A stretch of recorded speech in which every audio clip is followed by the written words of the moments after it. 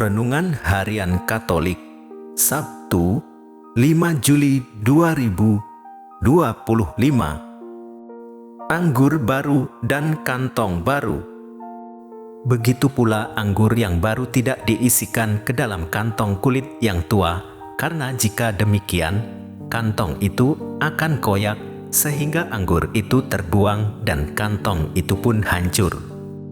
Tetapi anggur yang baru disimpan orang ke dalam kantong yang baru pula, dan dengan demikian terpeliharalah kedua-duanya. Matius bab 9 ayat 17. Saudara-saudara, tidaklah mudah untuk mengubah paham yang telah lama dianut dan pola yang telah jadi. Untuk membarui pola pikir diperlukan perubahan yang mendasar dan menyeluruh, tidak dapat berubah hanya dengan tambal sulam. Paham lama yang salah mesti dibetulkan dan sikap yang tidak tepat mesti diperbarui. Orang yang mau mengikuti Yesus mesti meninggalkan paham dan cara hidup lama, menggantinya dengan yang baru. Jika tidak demikian, yang berubah dan berganti hanyalah bagian luar atau lahiriah yang tidak berarti.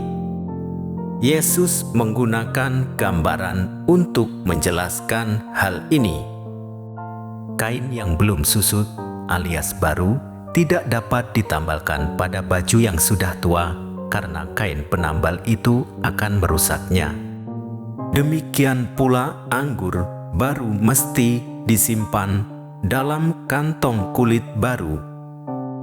Jika anggur baru diisikan ke kantong kulit tua, kantong itu akan hancur dan anggur pun terbuang sayang. Untuk menjadi pengikut Yesus yang sungguh-sungguh, kita mesti mengubah diri secara mendasar dan menyeluruh. Kalau perubahan itu hanya pada permukaan dan sikap hati pun setengah-setengah, iman tidak akan berkembang.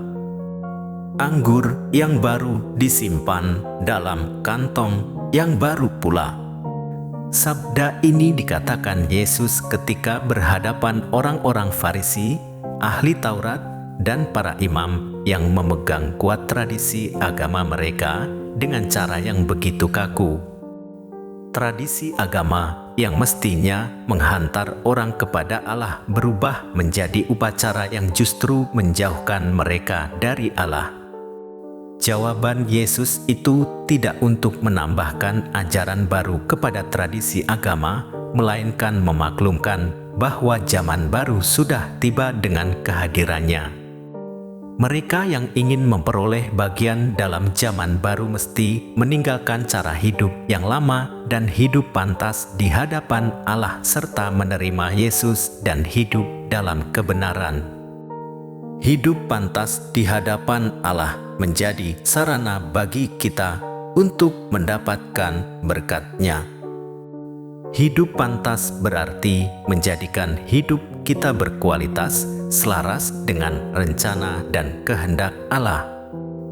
Hidup berkualitas yang dikehendaki Allah adalah hidup baru dengan semangat baru dalam iman kepada Allah, sebagaimana anggur baru yang selayaknya dituang ke dalam kantong yang baru.